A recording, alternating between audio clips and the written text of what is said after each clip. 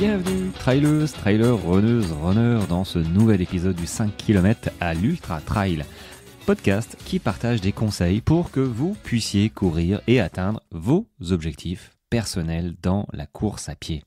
Salut, c'est parti pour une nouvelle semaine. J'espère que vous avez la forme en ce moment. J'ai l'impression que tout le monde est malade. Et j'ai la chance de ne pas être malade. Je suis plutôt content. Alors, je ne suis pas spécialement super forme, je te l'accorde, vraiment. Mais bon, ça va. Comparé à l'état de ma femme, par exemple, qui a du mal à se remettre du Covid. Là, elle a eu le Covid et elle n'y arrive pas, en fait. Elle est toujours un petit peu dedans. Et c'est vrai que pas mal de mes coachés sont finalement malades.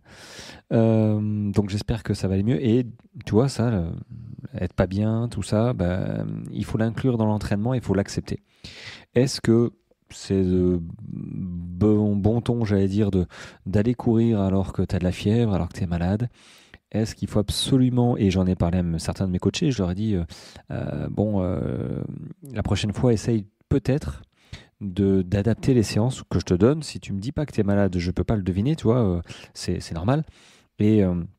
il y en a qui m'en parlent, puis il y en a qui m'en parlent pas. Du coup, après, ils reviennent à me dire, bon voilà, j'ai fait une séance d'une heure là, ou de fractionné, alors que j'étais malade et ça a été compliqué. Faut pas hésiter à vraiment, quand on est malade, on n'est pas dans un état normal. Il faut se poser la question, est-ce que c'est opportun? Est-ce que c'est bien pour mon entraînement d'aller courir? Alors, si tu vas courir, moi, je t'engage à courir. Vraiment, si tu as de la fièvre, tout ça, soit tu vas pas courir, tu laisses le temps à ton corps de récupérer, il n'y a pas de problème. Soit tu vas juste faire 25-30 minutes, mais évite les 45, les 1 heure ou les fractionnés, qui est encore pire. Je parle pas de fracture de morale, tu vois, où tu te dis, je sais pas, j'ai pas envie de sortir. Non, je te parle quand tu es réellement malade, tu vois, quand tu te sens fiévreux, quand ça va pas. Guérir le mal par le mal, on n'y est pas encore. Moi, j'y crois pas trop. De temps en temps, ça fait du bien, mais il faut adapter quand même la séance. Donc, oui, j'espère que tu es en forme. Alors, c'était pas vraiment le sujet de l'épisode que je voulais aborder. Alors, l'épisode m'a été soufflé par mon groupe WhatsApp que j'ai réintitulé. Alors, initialement, il s'appelait la 360 Suspic. Donc, ce sont toutes les personnes qui sont rentrées dans ce groupe à l'occasion de cette course, mais aussi des courses précédentes. Donc, du coup, là, je crois qu'il y a 200 personnes sur ce groupe.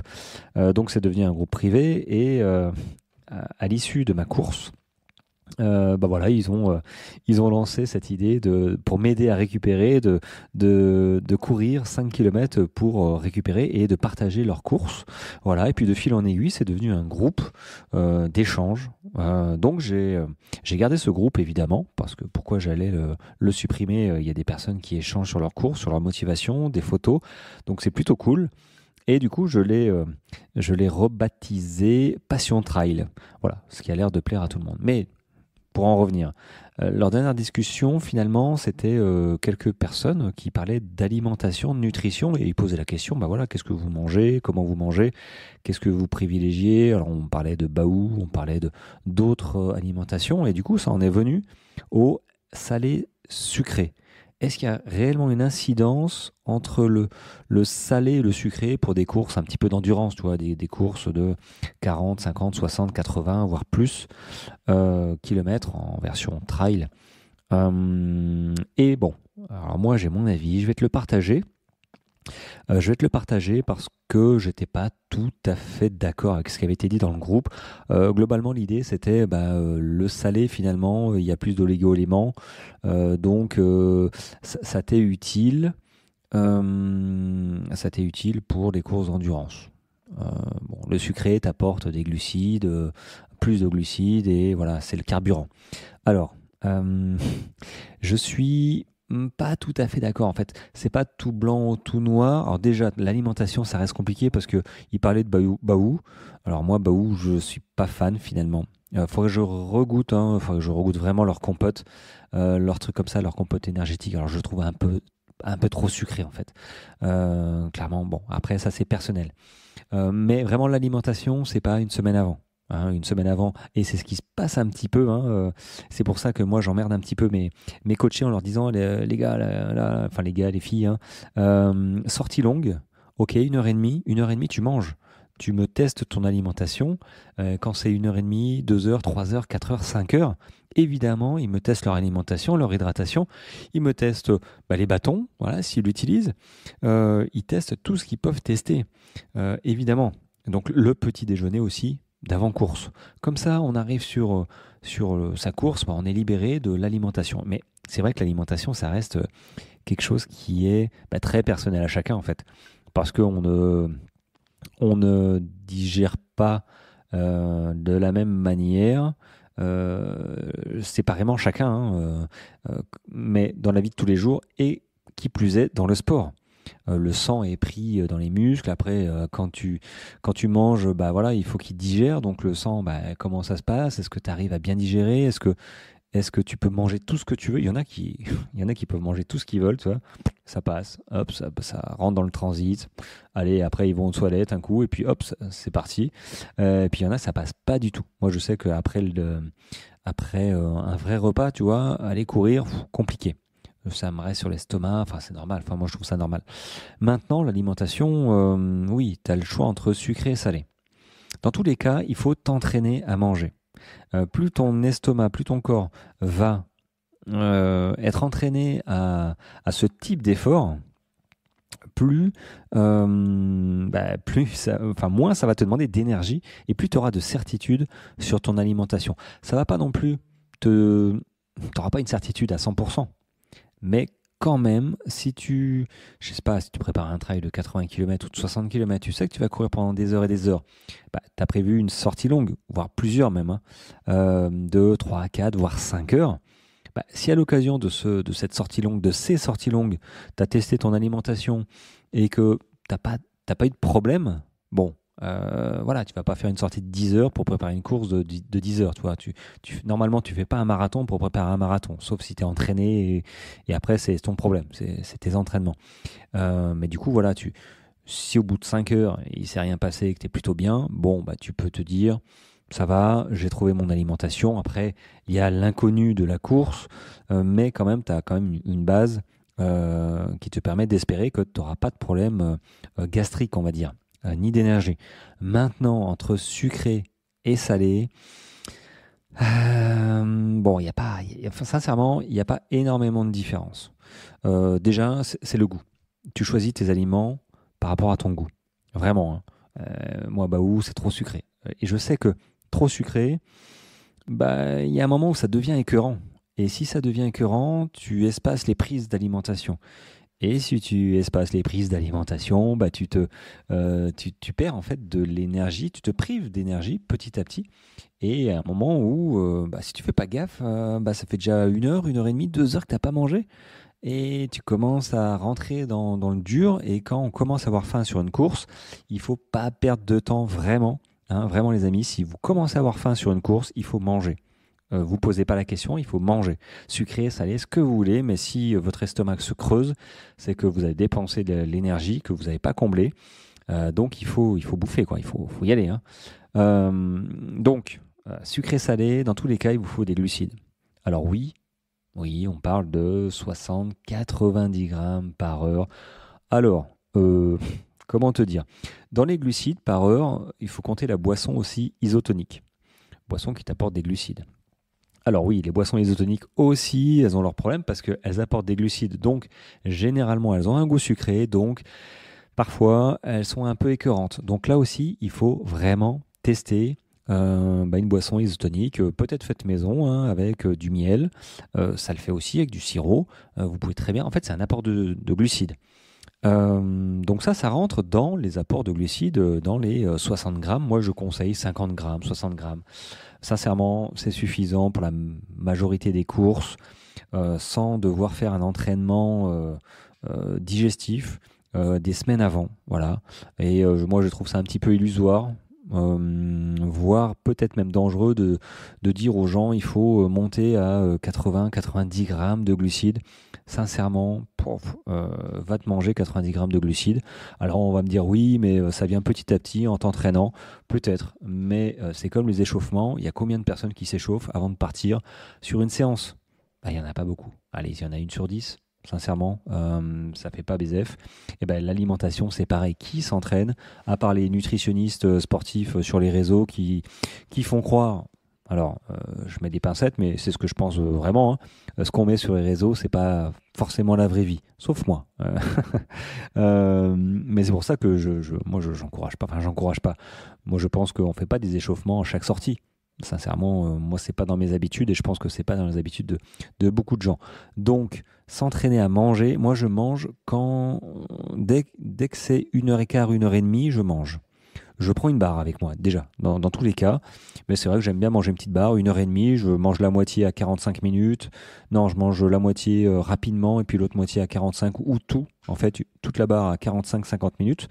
Comme ça me donne un petit peu d'énergie et ça m'entraîne aussi à manger. Donc, si tu veux augmenter ta quantité de glucides, ouais, sincèrement, c'est de l'entraînement. Voilà, c'est l'entraînement et ça veut dire qu'il faut que tu prennes toutes les semaines, que tu augmentes petit à petit. Est-ce que tu en as réellement besoin? Je sais pas. Est-ce que tu le digères? Je sais pas. Voilà, ça demande de l'entraînement. Donc, si tu es à 50 grammes de glucides par heure, je pense que dans la majorité des cas, ça passera bien. Même si tu t'entraînes pas beaucoup à manger, je pense que tu le toléreras correctement. Maintenant, donc dans les 50 grammes, toi, tu as les barres. Les barres, généralement, ça va de 20 à 30 grammes de glucides.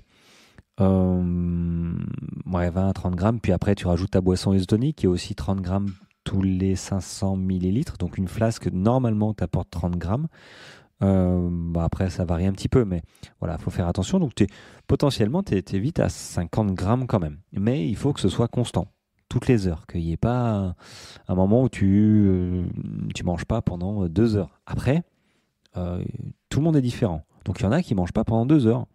Bon, c'est pas la majorité, hein, vraiment, c'est pas la majorité. Donc après, chacun voit midi à sa porte et réagit selon voilà, ses habitudes et sa morphologie, tout simplement, hein, sa façon de digérer, ses apports en énergie. Voilà. Moi, je sais que je mange assez régulièrement, toutes les heures, voire toutes les heures et demie parfois, quand ma barre, elle fait 56 grammes, Beauty Sané, chocolat cacahuète, et c'est vrai que c'est assez conséquent. Donc voilà. Après.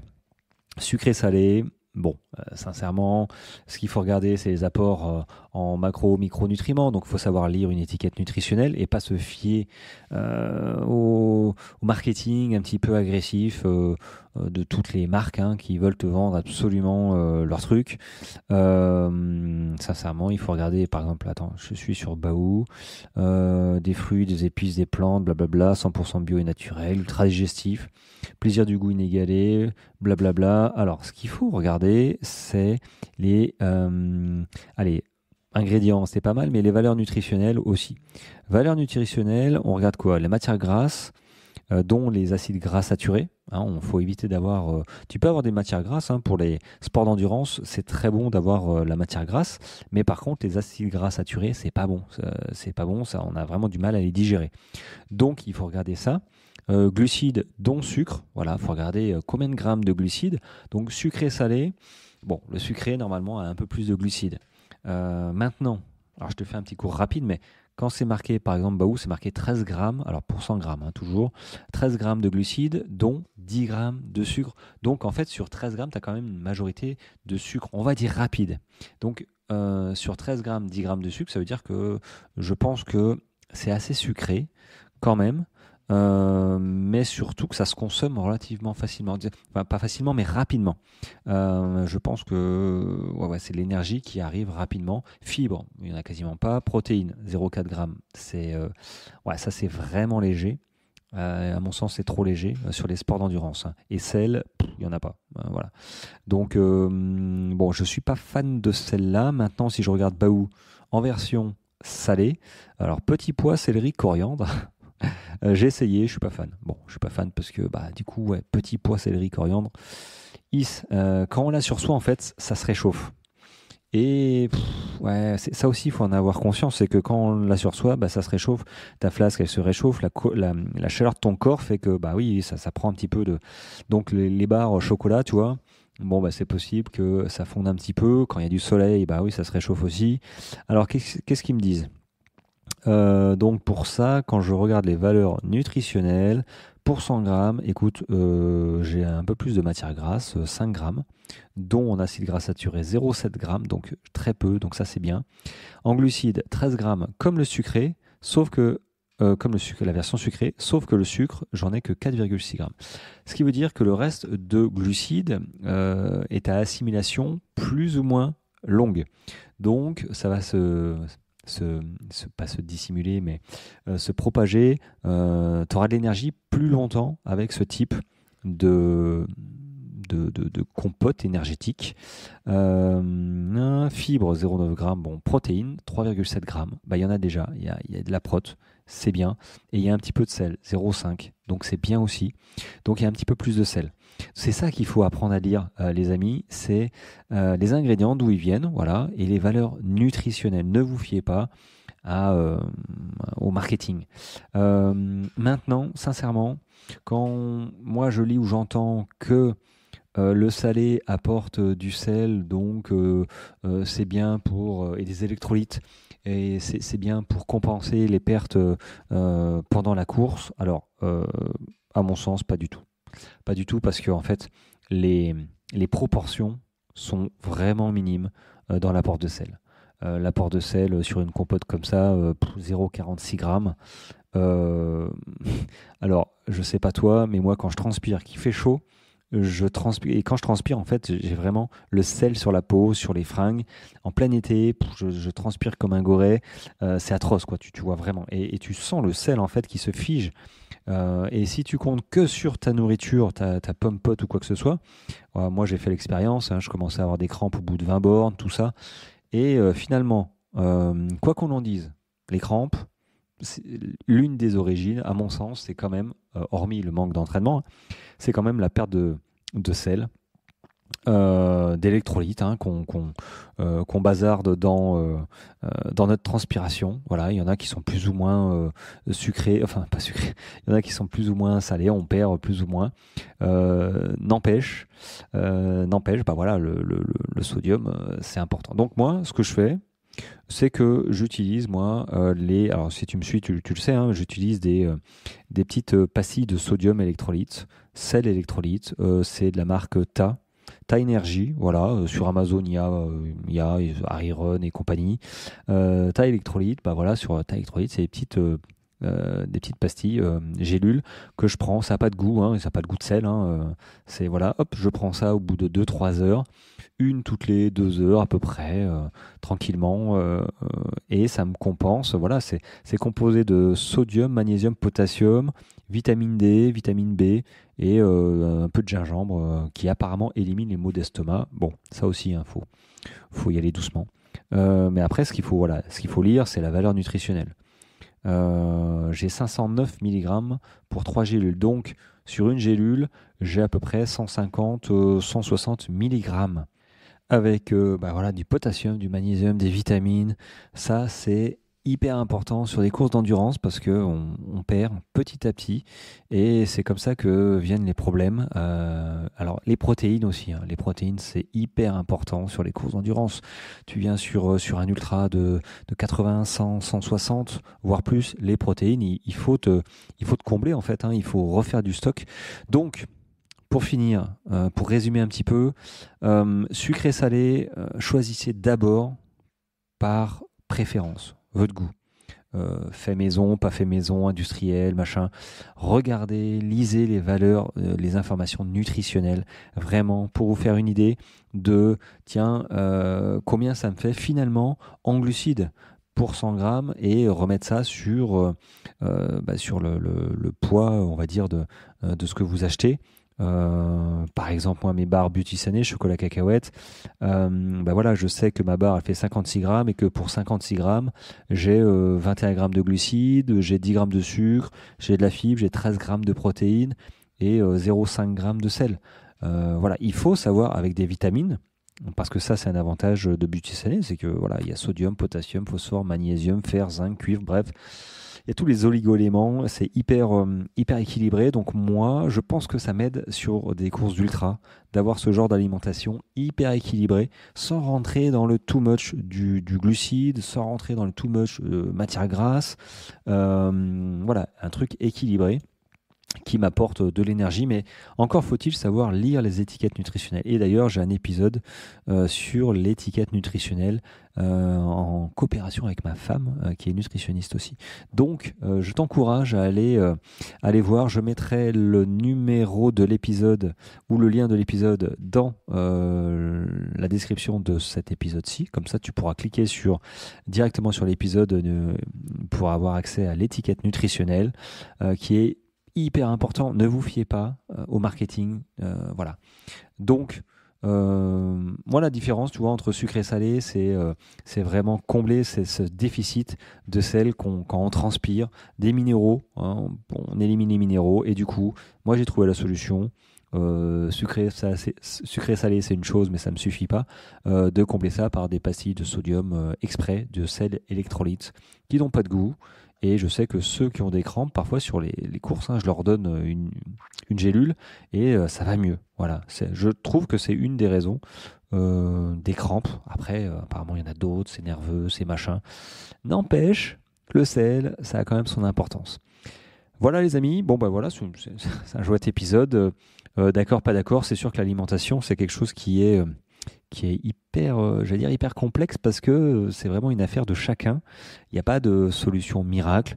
Moi, j'ai trouvé pour l'instant mon alimentation chez Enduractive et Beauty Sané. Maintenant, je m'empêche pas d'aller voir aussi ailleurs, de tester.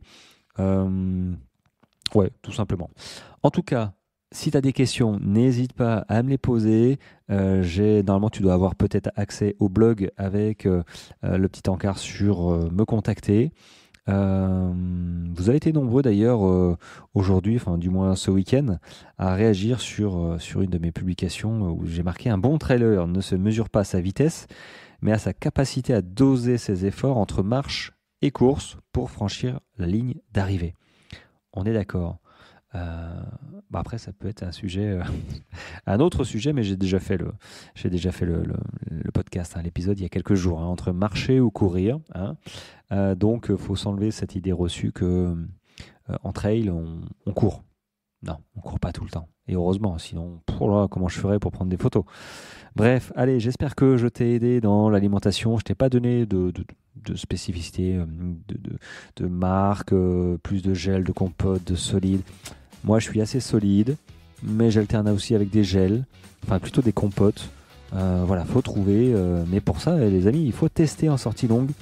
Même sur une sortie d'1 heure, en fait, tu peux très bien manger une demi-barre pour voir un petit peu comment ça se passe la digestion, tout simplement. Allez, sur ce, je file, j'enregistre, je compacte, je te mets à disposition cet épisode et on se retrouve demain pour un prochain. Ouais, tout simplement. Allez, bonne journée à toi. Ciao, ciao.